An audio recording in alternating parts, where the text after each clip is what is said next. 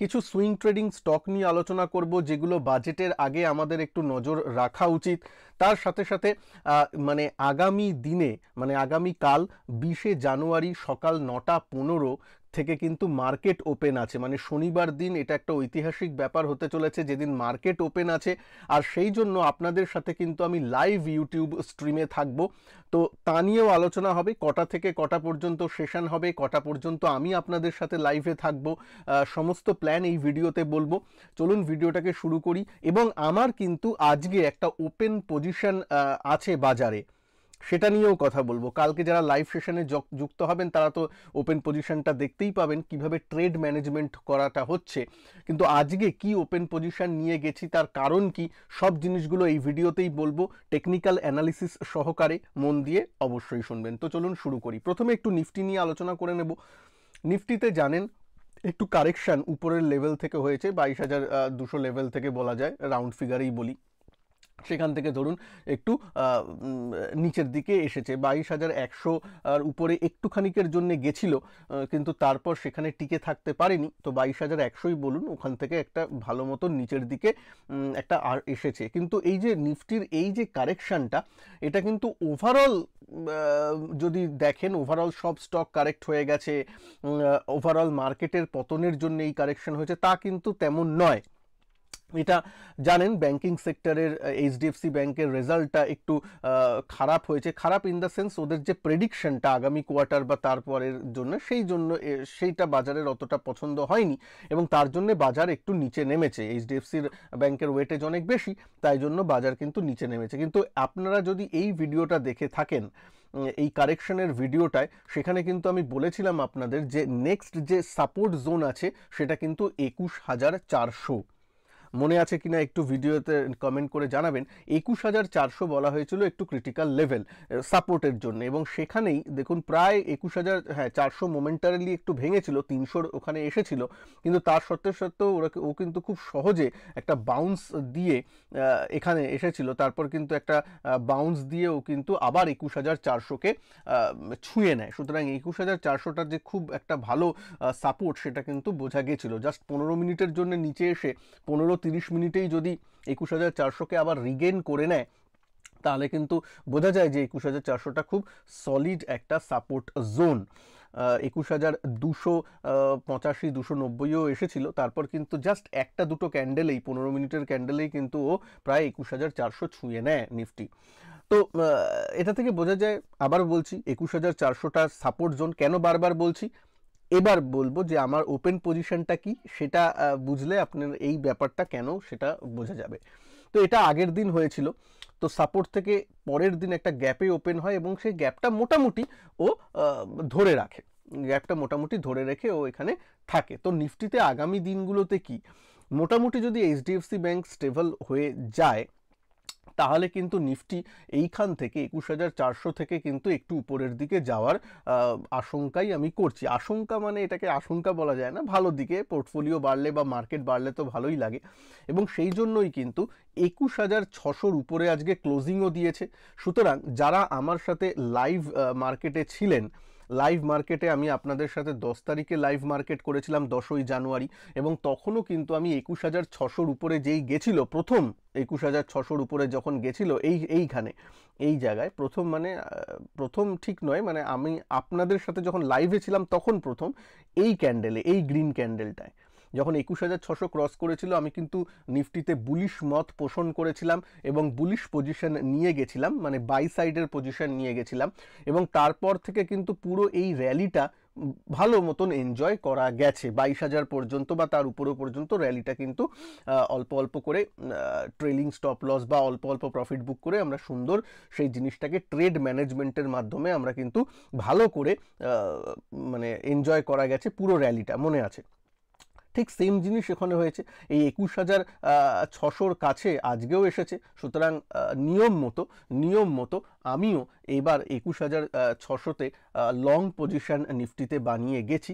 দেখা যাক কালকে কি হয়। কালকে মানে শনিবার দিন বাজার খোলা, আবারও বলছি, তো শনিবার দিন বাজার খোলা কি হয় কালকে দেখতেই পারবেন আমার ওপেন পজিশনের। এটা একটা আলাদা ব্যাপার থাকবে। যদি বাজার নিচে যায় সেক্ষেত্রে ট্রেড ম্যানেজমেন্ট কিভাবে করছি, বাজার যদি উপরে যায় তাহলে ট্রেড ম্যানেজমেন্টটা কিভাবে করছি সেটা একটা দেখার অবকাশ থেকে যায়। লাইভে আপনাদের সাথে থাকবো 9টা 15 থেকে। সেশনটা কেমন হবে বলছি, কালকে মার্কেট যে ওপেন হবে 9টা 15 থেকে 10টা পর্যন্ত ওপেন থাকবে। তারপর কিন্তু আবার বিরতিতে চলে যাবে, মার্কেট বিরতি মানে এনএসসি বিএসসি বিরতিতে চলে যাবে। তারপর আবার 11:30 থেকে শুরু হবে ট্রেডিং সেশন, 11:30 থেকে 12:30 পর্যন্ত। 12:30টায় মার্কেট কালকের দিনের জন্য শেষ, এটাই হবে। ঠিক আছে, তাহলে মাঝখানে 10টা থেকে 11:30 পর্যন্ত কিন্তু একটা বিরতি আছে মার্কেটের। ঠিক আছে, তবে আমরা 9টা 15তেই চলে আসবো আপনাদের সাথে লাইভ স্ট্রিমে, এবং 9টা 15 থেকে পুরো 12:30 পর্যন্ত আমি আপনাদের সাথে থাকবো। এবং মাঝখানে যে 1.5 ঘন্টার বা 1 ঘন্টার যে ওই বিরতিটা 10টা থেকে 11:30, 1.5 ঘন্টা, ওই বিরতিতে কিন্তু সুইং ট্রেডিংয়ের টেকনিক্যাল অ্যানালিসিসের উপর কালকে একটু আপনাদের সাথে ক্লাস করাবো। ঠিক আছে, সুতরাং একদম মিস করবেন না। সুইং ট্রেডিংয়ের জন্য যে স্পেশাল কিছু কথাবার্তা সেটা কিন্তু বলবো কালকে ভিডিওতে, মন দিয়ে কিন্তু শুনবেন কালকের লাইভ স্ট্রিমে। এবং লাইভে থাকার একটা অ্যাডেড অ্যাডভান্টেজ আছে, আপনারা যারা সাবস্ক্রাইবার তারা আমাকে ডাইরেক্ট প্রশ্ন করতে পারবেন, তার উত্তরও আমি দেবো। সুতরাং চ্যানেলকে সাবস্ক্রাইব অবশ্যই করে নিন, ভিডিওকে লাইক করে নিন, চ্যানেলকে সাবস্ক্রাইব করে নিন, তাহলে আমি লাইভ স্ট্রিম শুরু করলে তার নোটিফিকেশন আপনাদের কাছে চলে আসবে এবং আপনারা প্রশ্নও করতে পারবেন। আচ্ছা, এইবার আসি তাহলে নিফটিতে। এই পজিশনটা বললাম, নিফটি কতটা যেতে পারে এখন বলবেন, আমি সেই রাখছি না। প্রথম লেভেল হচ্ছে এইখানে, এই রেজিস্ট্যান্সটা একটু দেখতে হবে, যেটা আগের দিনের এই ক্যান্ডেলের হাই, সেটা একটু দেখতে হবে, মানে যেটা 21,800-500 কাছাকাছি, ওই জিনিসগুলো কি করে। তারপর তো 22,000 ব্যাপারটা আছেই। ঠিক আছে, সুতরাং 21,800 22,000 ক্রস করে গেলে আবার নতুন হাই একটা দেখার চান্স আছে, কিন্তু অত দূর আমি যাচ্ছি না। আগে কালকের দিনটা বা আগামী দিনগুলো একটু দেখা যাক, কারণ এফআইআই এর একটু সেলিং পজিশন এসেছে, কারণ এফআইআইরা অনেক দিন ধরে বাই করেছে, সুতরাং সবসময় তো আর বাই করতে পারে না, একটু প্রফিট বুকিংও ব্যাপার হবে, সেগুলো কিন্তু এসেছে, সেই দিকে একটু নজর রাখতে হবে। ঠিক আছে, ওকে। তো চলুন এবার শুরু করি, যে একটু স্টক স্পেসিফিক কথা বলি। নিফটিতে তো হলো, আর কালকেও তো অ্যানালিসিস থাকবে, লাইভেই আপনারা আসছেন, তো চলুন একটু স্টক নিয়ে আলোচনা করি। যারা আমার সাথে লাইভে ছিলেন, 15 তারিখে আমি লাইভ করেছিলাম আপনাদের সাথে, কয়েকদিন আগেই 15ই জানুয়ারি লাইভ করেছিলাম, সেইখানে কিছু স্টক আলোচনা করেছিলাম। আমি নিজেও ভাবিনি যে স্টকগুলো এত ভালো বাড়বে।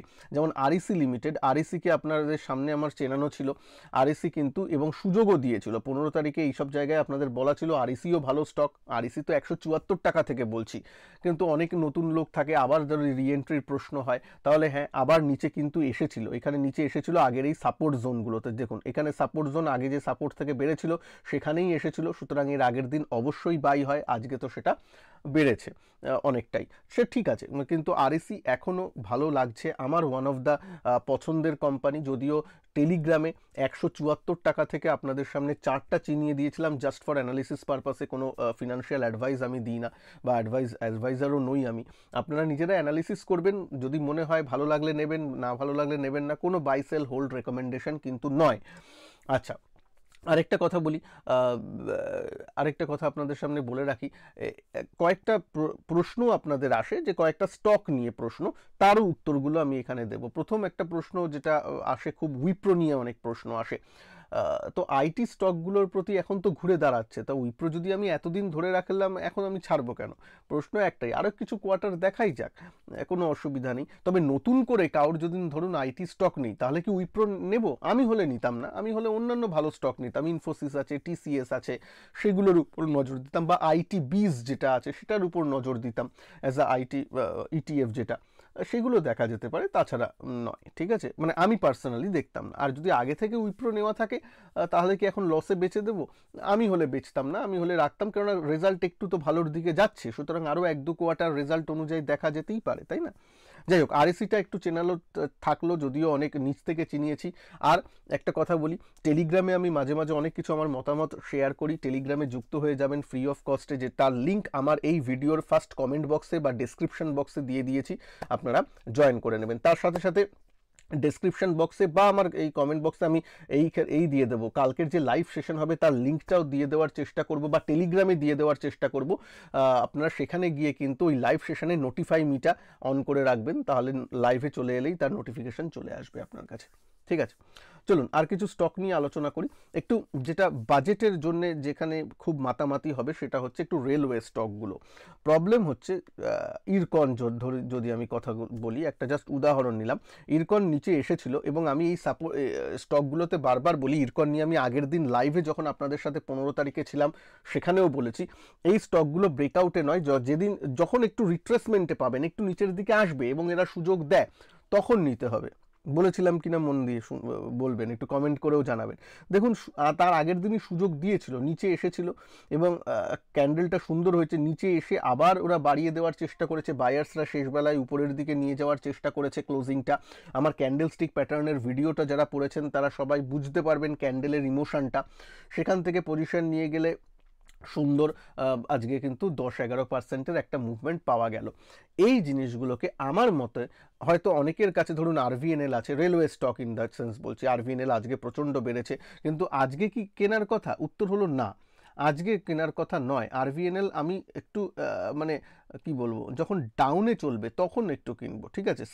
সেম অ্যাজ হ্যাল আপনাদের আমি মনে হয় এইসব জায়গায় যখন চলছিল 15 তারিখ নাগাদ তখনও বলেছিলাম, তারপর নিচে এসেছে 2900 টাকায় আগের সাপোর্টে, একদম টেকনিক্যাল অনুযায়ীও চলছে, আগের সাপোর্টে এসেছে, সেখান থেকে বাউন্স সুন্দর করে কিন্তু গেছে। সুতরাং বাই অন ডিপস যদি এগুলোতে থাকে, সুন্দর কিন্তু মুনাফা তৈরি করে দিয়ে যাচ্ছে স্টকগুলো। হ্যাল অনেক নিচের লেভেল থেকে বলেছি, মনে হয় যখন যে লেভেল থেকে বলেছি আপনাদের সাথে শেয়ার করেছি, সেখান থেকে 80-90%-এর উপরে বেড়ে গেছে, কিন্তু বারবারও চান্স দিয়েছে, সেটাকে কিন্তু একটু মাথায় রাখতে হবে।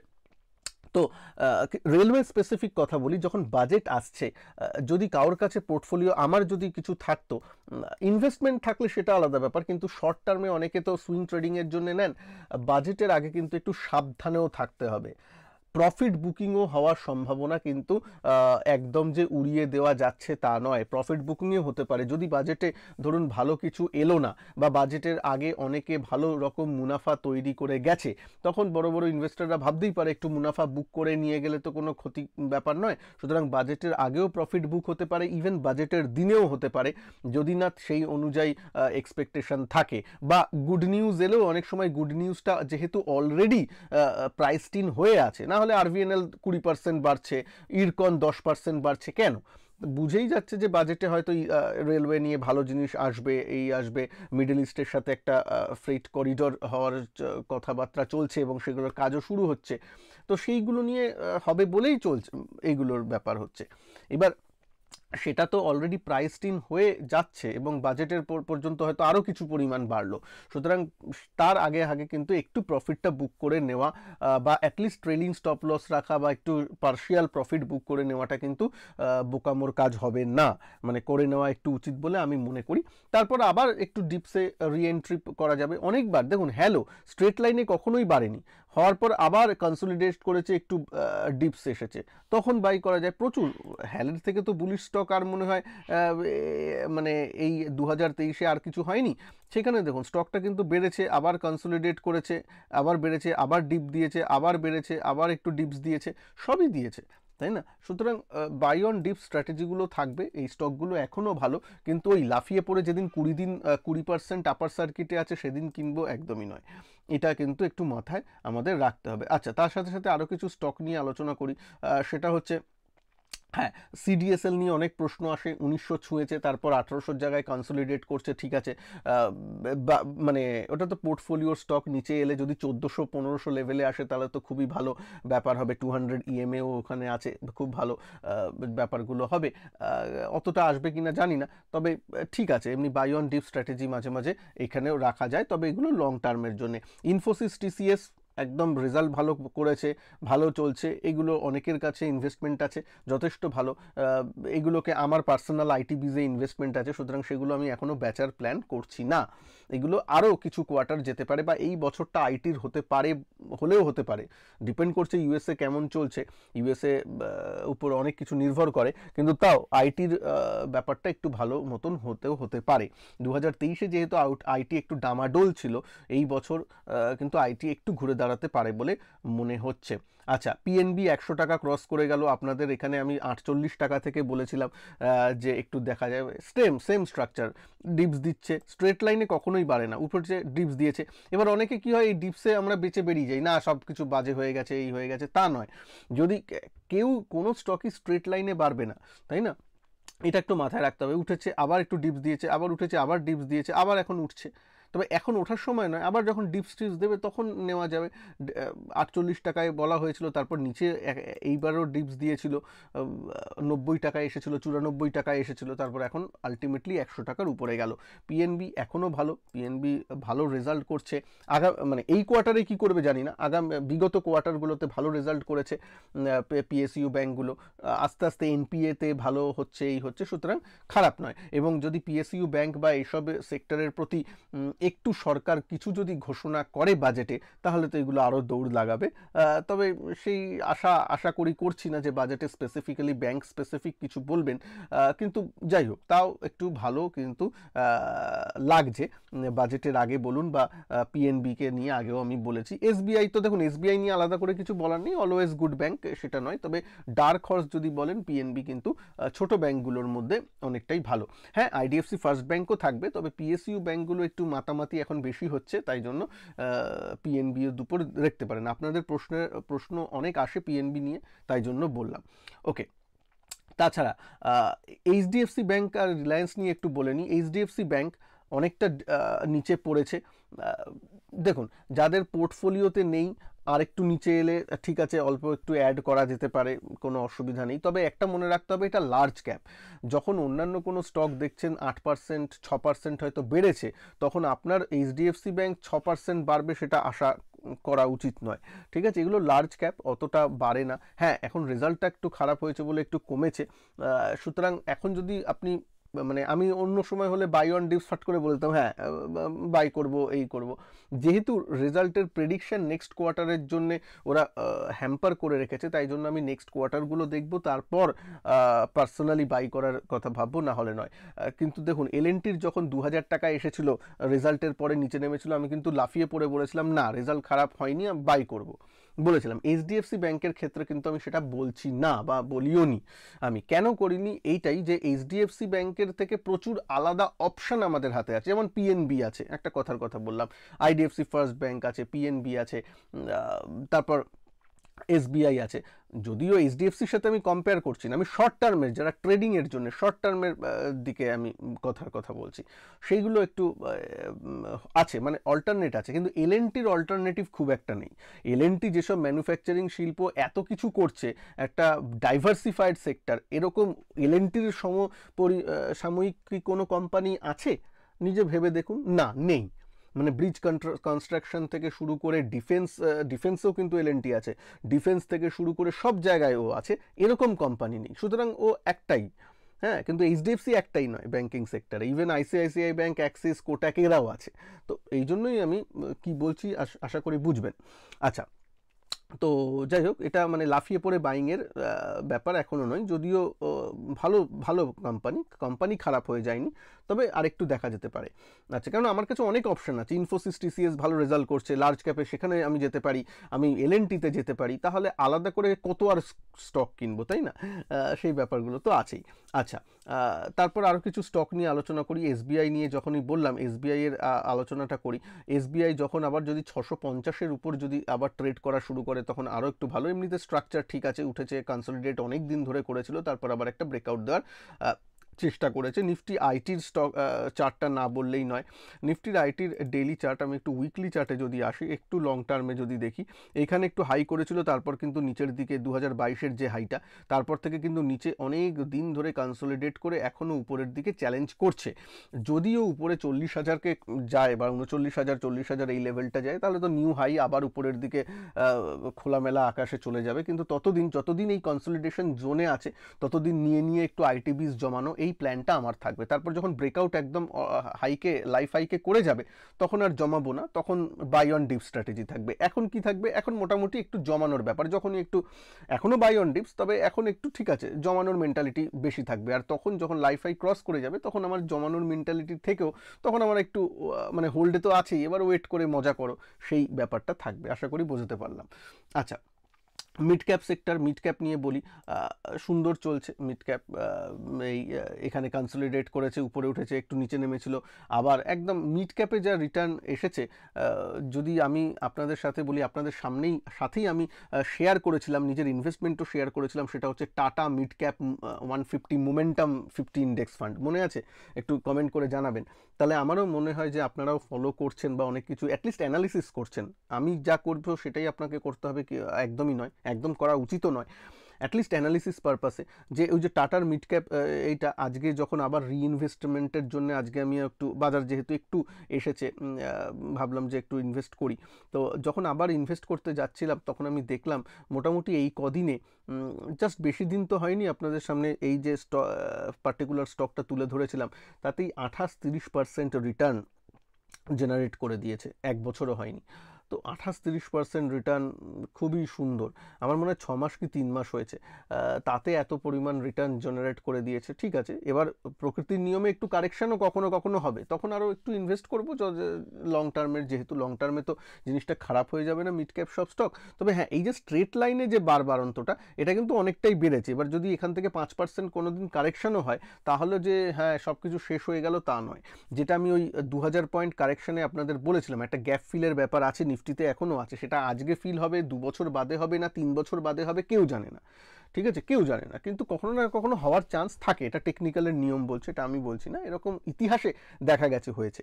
তো যাই হোক, তো যখন আসবে তখন দেখা যাবে, কিন্তু আমাদের নজরে এটা রাখা উচিত বা মনে সবসময় ওই ব্যাপারটা রাখা উচিত। এনএইচপিসি নিয়ে অনেক বলেছিলাম, লাইভ ক্লাসের ভিডিওটা যারা দেখেছেন, এনএইচপিসি নিয়ে আমি বলেছিলাম এনএইচপিসিতে নজর রাখা উচিত।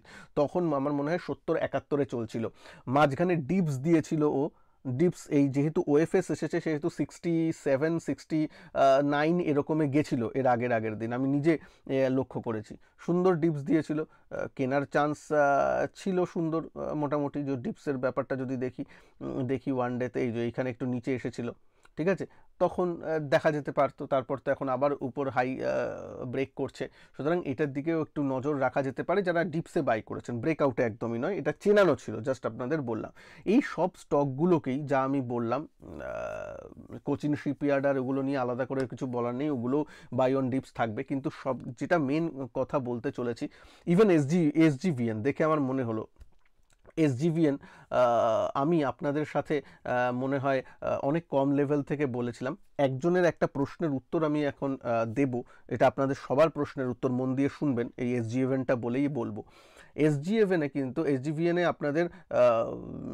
আপনাদের 100 টাকা যখন চলছিল তখনও বলেছি, লাইভ ক্লাসেও বলেছি এসজিভিএন একটু দেখা যেতে পারে 99 টাকায় এসেছিল, 96 টাকায় এসেছিল, এই যে পতনে দেখুন নিচে গেছিল, তখন কিন্তু একটু বাই অন ডিপস দেখা যেতে পারতো।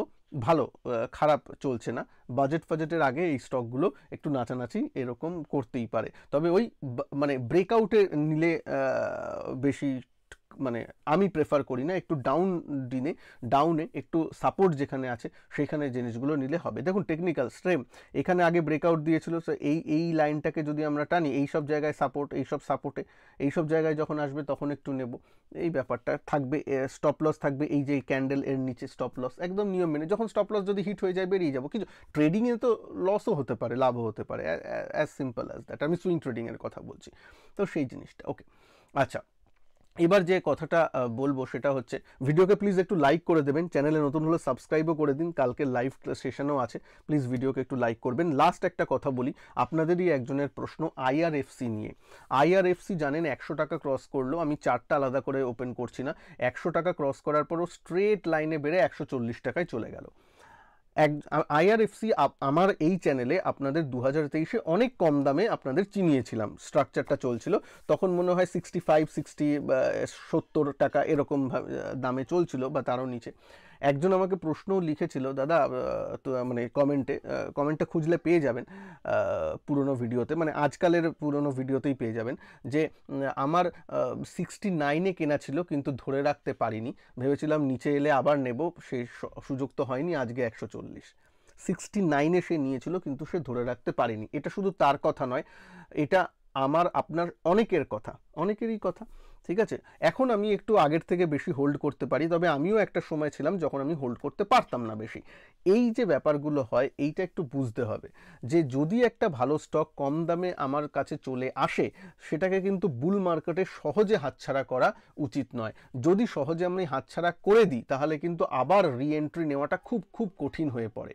তাই জন্য কি মেন্টালিটি রাখা উচিত, একটা কথা বলি। প্রথম কথা, ভালো স্টক ভালো স্ট্রাকচারাল ভাবে যাচ্ছে উপরে, হায়ার লো করতে করতে উপরের দিকে, যদি আপনার দাম ধরুন হাত থেকে বেরিয়ে গেল, আবার যদি আপনার দামটা ধরুন নিচে আসছে, আপনি বেচে দিলেন, ঠিক আছে, ভয় লাগলো যে, ধরুন আমি কথার কথা বলছি, ধরুন কেউ 69 রুপিসে IRFC কিনেছে, 75 টাকায় গেছে, বেশ ভালো হচ্ছিল, তারপর আবার কমে কমে 71-এ চলে এসছে, এবার তার কেনা দামের কাছাকাছি, তখন সে ভয় পেয়ে যাবে, স্বাভাবিক ব্যাপার, হ্যাঁ, এবং সে বিক্রি করে দিল। যেই বিক্রি করে দিল, আবার দাম বেড়ে তার 75-এর উপরে এরকম চলে গেল, যে দামটা সে হাই দেখেছিল। আমি হলে কি করি, যেই 75 যেটা আমি দেখেছিলাম সেই হাইটা ক্রস করে উপরে যাচ্ছে, আবার আমি রি এন্ট্রি করে নিই, ঠিক আছে, আবার একবার রি এন্ট্রি করাই যায়, কোনো অসুবিধা নেই। অল্প কোয়ান্টিটিতে প্রথমে করলাম, তারপর যদি দেখি হ্যাঁ সেই ব্রেকআউটটা ফেক ব্রেকআউট নয়, তাহলে আমি আবার আরও পজিশন একটু অ্যাড করব, ঠিক আছে। এরকমভাবেই বুল মার্কেটে থাকতে হয়। তাহলে কি হবে, ওই 69 থেকে 75, ওই 6 টাকা আপনি মার্কেটকে দিয়ে দিলেন, কিন্তু তারপরে যে র্যালিটা এনজয় করলেন সেটা তো অনেকটা বেশি।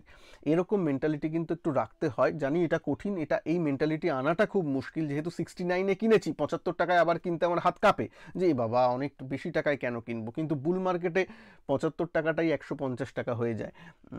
সবসময় বুল রান চলে না মার্কেটে, যখন চলে তখন কিন্তু এইভাবে করাটা উচিত বলে আমি মনে করি। আমি পার্সোনালি এরকম করি, সবাইকে আমি রেকমেন্ড করছি না, কিন্তু একবার ভেবে দেখবেন যে এরকমভাবে বুল মার্কেটে না করলে আমরা ফেঁসে যাই, যে হায়ার হাই করলে কিন্তু আমার নেওয়াটা হয়, ঠিক আছে। আমার দাম থেকে উঁচু দামে হয়ে গেছে বলেই যে আমি নেব না, রি এন্ট্রি করা যায় না, সেটা কিন্তু কেউ বলেনি। হ্যাঁ, এবার 174 টাকায় আমি আরইসি যদি উদাহরণ দিই, 174 টাকায় আমি মিস করে গেছি বলে 451 টাকায় আমি পুরো লাফিয়ে পড়ে নেব না, অতটাও ব্যাপার নয়। বাই অন ডিপস একটু নিচে এলে একটু কম পজিশনে নিলাম, ঠিক আছে। 174 আর 451 দামটা কম্পেয়ারেবল নয়, ওটা অনেকটাই মিস হয়ে গেছে, তাই না? হ্যাঁ, সেটা মানে 174 টাকা নেওয়ার পর প্রায় দুগুণ তিনগুণ হয়ে গেছে, সে দ্বিগুণ হয়ে গেছে ধরুন, সেটা ভেবে 451 নিলাম, আর সেটাও 3 মাস বাদে 800 টাকা হয়ে যাবে, এই আশা করে নেওয়াটা একটু মানে একটু ভুল হয়ে যায়। তো যাই হোক, আমি বোঝাবার চেষ্টা করলাম মেন্টালিটিটা কেমন হওয়া উচিত, কারণ সাইকোলজি বা ট্রেডিং মেন্টালিটির উপরেই কিন্তু অনেক কিছু নির্ভর করে, শুধুমাত্র টেকনিক্যাল দিয়ে কাজ হয় না, এটা মনে রাখবেন। যাই হোক, ভালো থাকবেন। ভিডিওকে ভালো লাগলে লাইক শেয়ার অবশ্যই করবেন। কালকে লাইভ ক্লাস আছে, মানে লাইভ সেশন আছে, 9:15 থেকে আপনাদের সাথে চলে আসবো, তার জন্য টেলিগ্রামেও জয়েন হয়ে থাকবেন, টেলিগ্রামের লিঙ্ক দিয়ে দেবো, এই ভিডিওতেও আমি লিঙ্ক দিয়ে দেওয়ার চেষ্টা করব। ভালো থাকবেন সবাই, নমস্কার, জয় হিন্দ, বন্দে মাতরম।